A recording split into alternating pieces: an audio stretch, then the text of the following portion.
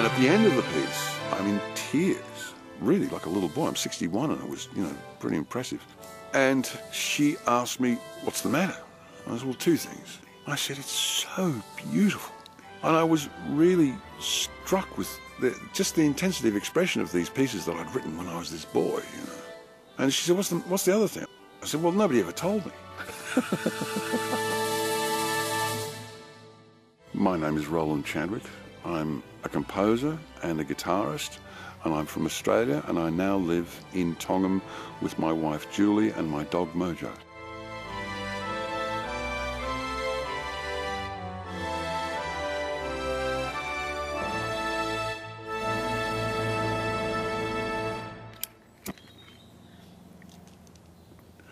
My father had a great love of music. There was always music being played in the house, and he'd get home from work and sit, for hours just listening to Beethoven and Brahms and that kind of thing. So it was always there. It was just in the atmosphere. I had this extraordinarily broad musical education in classical music.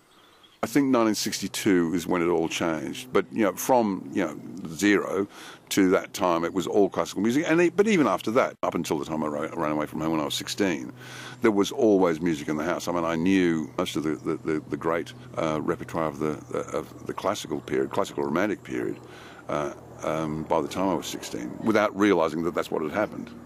I remember one day I was in my bedroom. I was 5, 6, and the door was open. I think I was playing with a friend, and my mother had the radio on, and a Beatles song came on. I didn't know it was the Beatles. I should have known better where to go. That song. And it came on, and everything stopped. And I just listened, and all of a sudden, there was this thing called music. There was this separate, identifiable thing, and I wanted to be a part of it, and I wanted more of that in my life. I wanted to be a singer. I wanted to sing in a rock and roll band. I think I'd actually organised a group of musicians around the idea of forming a band, and I'd written a song. But then, for some strange reason, my parents gave me a guitar for my 13th birthday, and I didn't want it. What am I going to do with the guitar? And it had nylon strings. Of course, I didn't know the difference between nylon strings, and I didn't know anything about the guitar. I didn't know how to tune it. I didn't know any of these things. One of the first things that I started doing with the guitar was started beating it like a drum. And it drove my dad mad, and he sent me from the room. And,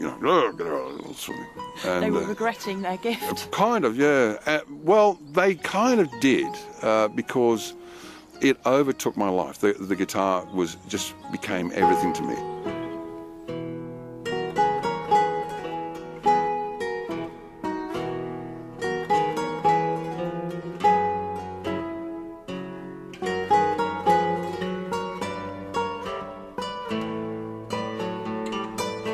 My parents let me have guitar lessons for about 2 months, I think, and they were the happiest 2 months of my life. My parents didn't think I was making enough progress, so they stopped the lessons, and it was a huge disappointment. So I just carried on teaching myself, and I became the kind of boy who would, I'd run home from school, and I'd be straight away into my room, just learning what I could. I remember teaching myself a little minuet by Robert Divise, and I went to play it for my dad. I said, you got to listen to this. All right, listen to this. And I played it for him. He put his head up from the paper, and I played it for him. And he said, yeah, I need some work. He put his head down.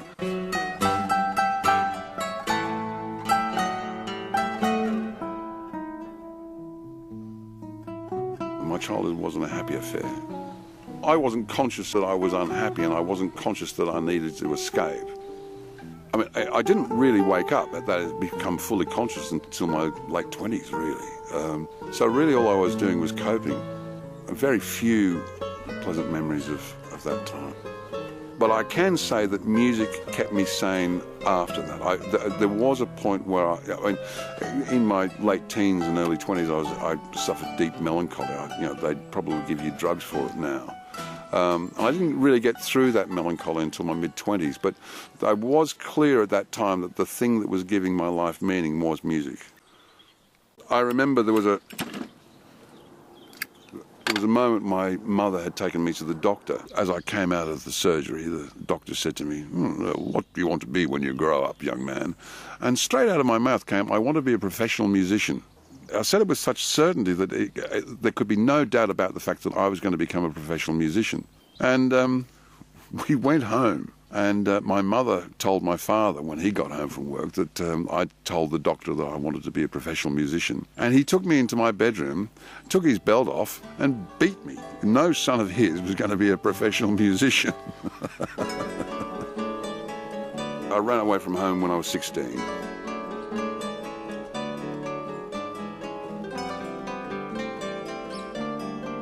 The relationship with my parents and I was very intense. And I can remember climbing out of the window of my bedroom, which was very high and difficult to get out of. But I climbed out. They were in the next room. Had 2 guitars by this stage, and I lowered those out. I had 1 pair of jeans and a pair of plastic boots or something. I had these 2 guitars, and I had $2.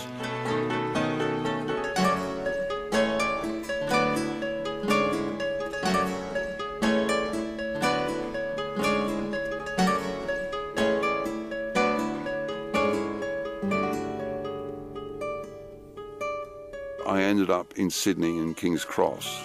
King's Cross in Sydney is rather like Soho in London. So I ended up there, and making a life for myself. I got a job in insurance and as an insurance clerk, and I got accommodation, and I was looking after myself. After 2 weeks, I think I did contact my parents, but I left. That was it. It was over. The violence wasn't the damaging thing. I mean, violence in the short term is damaging, certainly, but that's not the damaging thing. It's the withdrawal of love.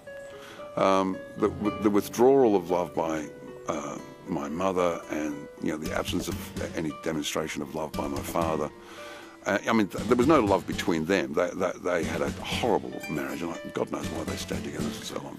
But they did, but there was a singular absence of love and affection, as far as I could experience, in the house. And of course, I'm not conscious of this, It's just the world that I live in. That simple withdrawal of love from a child, that is really something to deal with, I think. I found a place called the Sydney Academy of Guitar or something. It was run by a man named Don Andrews, who was a sort of doyen of Australian guitar at that time, and he gave me a spot with a chap named Peter Andrews. And I spent, the next 7 years more with Peter, studying classical guitar and the philosophy of music and all sorts of different things like that. And it was at that point where things really started to bloom. When I was 21, I wrote my first set of pieces that I consider of worth. It was a set of pieces called Dances for Winter Oakwood. I taught myself for 5 years and got myself to a certain point. And then by the time I'd written Dances for Winter Oakwood, I'd been having guitar lessons for 3 years. And after 3 to 4 years of guitar lessons, I'd written Dances for Winter Oakwood.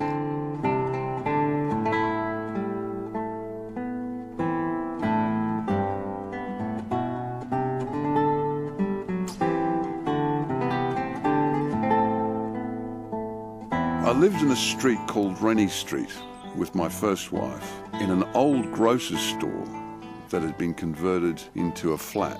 And it was a very pretty flat and a very pretty suburb. It was in Paddington. It's leafy, it's delightful. And it was the middle of winter. Now at the time, I was in love with the music of Vaughan Williams, and I had been learning and playing a piece by John Duarte, a piece called The English Suite. And I was absolutely in love with English folk music, English country dance, English musical culture of that type. I remember walking outside, and it was night time. It was black and it was cold. And across the street there was this huge tree, and I took it to be an oak tree. It was just this stark frame of a tree, and behind the tree rose a moon, a full moon. And in my dream, in my imagination, I could see a small village in the middle of England somewhere. This is a nostalgic thing. It was an immigrant's son. But I could see this village, and I could see the people of the village in wintertime. And wintertime is analogous to our emotions as well. So at that age, I was going through some pretty tough stuff. But I knew that in order for things to get better sometimes, they have to get to their absolute worst. They can't improve until they reach their nada. And it seemed to me that the same is true of the winter solstice. So I could see the people of Rennie, in my mind, proceeding to Rennie Oakwood. So there must have been some sort of a ceremonial place that they go to. And so the first movement is processional down the Mill Pond Road. And they get to the Rennie Oakwood, and there's a general gathering and meeting of people and a celebration.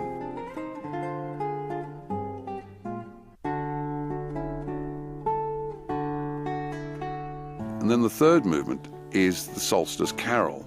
That may seem contradictory, a pagan carol, but nevertheless, that's what it is. And that's the centrepiece of the work. And it is a piece of worship. Who they're worshipping, I can't say.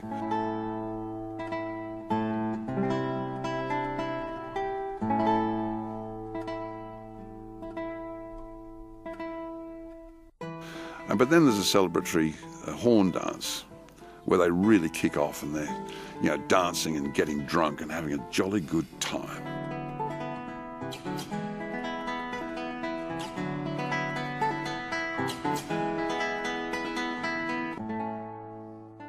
And the last movement, Dusk on Mill Pond Road, is when they're all going home drunk and exhausted from the day's activities and the feasting.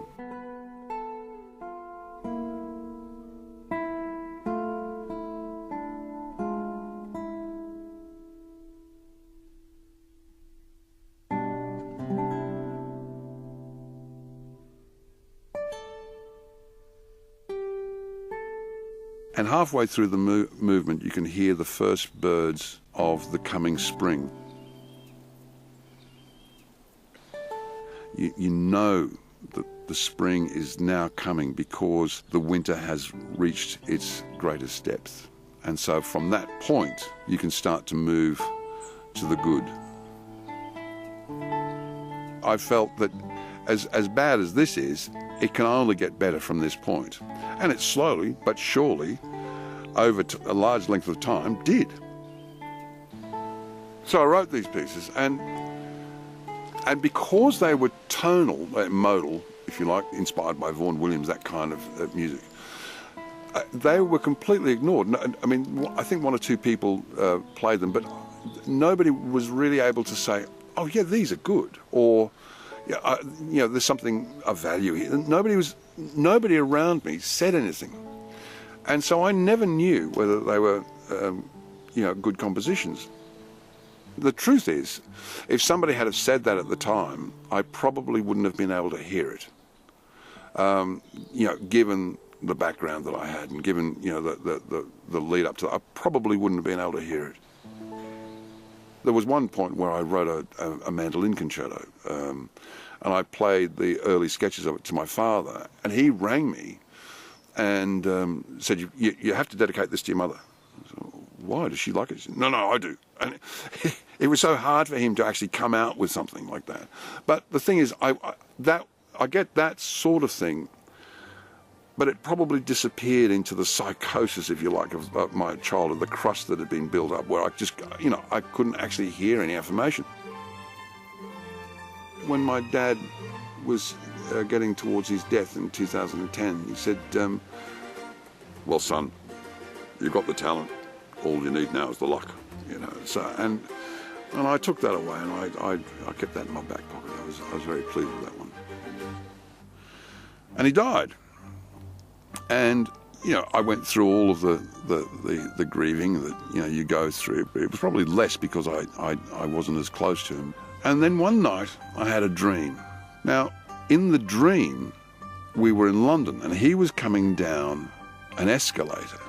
And he came to the bottom of the escalator, and he said, here, I've got something for you. And he took out of his pocket something, and he put it in my hand. And I opened it up, and it was this large 75-pound note. Well, it was, in my dream, it would have been about 4 feet by 2.5 feet on either end. And it was multicolored. It was a Technicolor dream. This thing shone brightly, and it shone brightly, and it was reds and all of the different colors. It was absolutely beautiful. And the point, but the point of it was, there's no such thing as a 75-pound note. And my father was giving me, in my dream, a special gift. This summer has been transformational. It truly has. I had this real strength of vision, if you like. I mean, if I was able to do that with these pieces called The Dances for Oakwood, with the technique that I had then, what could I achieve now?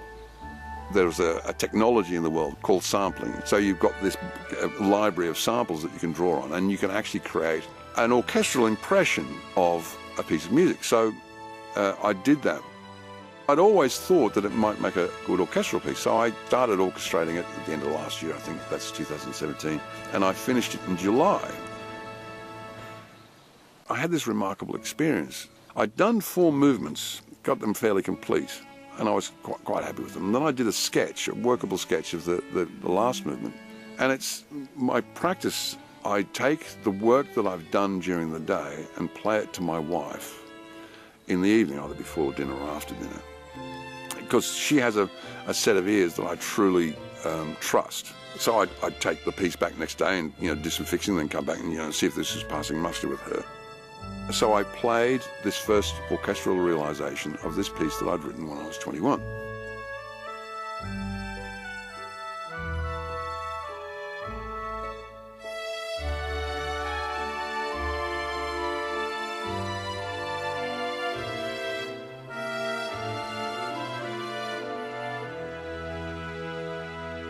And at the end of the piece, at the end of the performance, I'm in tears. I'm just really like a little boy. I'm 61, and it was, pretty impressive. And she asked me, "What's the matter?" I said, "Well, 2 things." "Well, what's the matter?" I said, "It's so beautiful." And I was really struck with just the intensity of expression of these pieces that I'd written when I was this boy. And she said, "What's the other thing?" I said, "Well, nobody ever told me." And that was right there. I think was the struggle that I've had, since childhood. I mean, it was just my father didn't say anything, my mother didn't say anything, my friends didn't say anything, because it's Australia. You don't say things like that. I was living in a vacuum, really. But then when I orchestrated them this year and heard them orchestrate, I was just knocked down. My goodness, I've always had this idea that I'm a slow developer. But it's just not true. That was a myth that I was living inside of.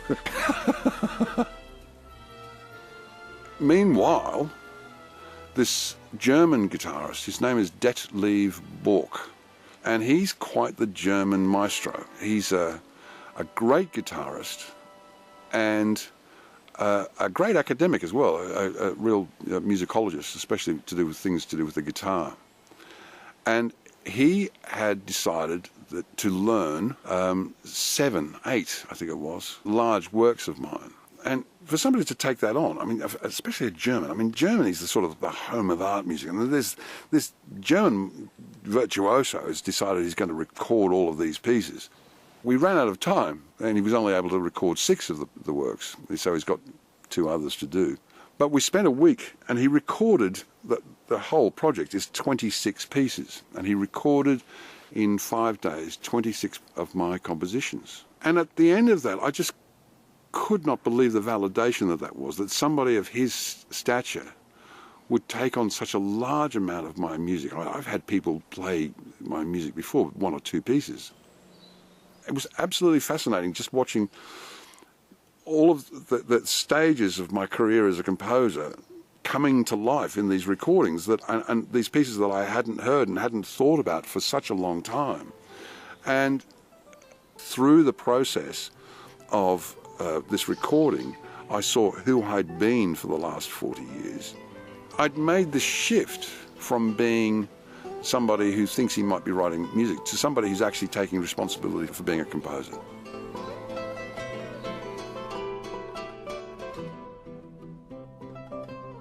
My wife Julie has been supportive, encouraging and affirming for the last 10 years. But I have to say, for the first 5 years or so, I did feel like a stranger in a strange land. She has continually and persistently, without hesitation, kept reinforcing this idea that I can actually compose, that I can actually write. And she eventually has been able to chip through this crust of insecurity that I've been carrying around with me, to the point where I can actually recognise that there's some value in my work. And the contribution that she's made to me has just been extraordinary. When you become a doctor, they give you a certificate. Here you go, you're a doctor. When you become an electrician, here you go, there's your certificate, you're an electrician. Anything like that, you get a certificate that says you are what you've been studying for. Composers never ever get that. But this summer, it feels like I got my certificate. Yes, here you are, you're a composer. So it's been wonderful.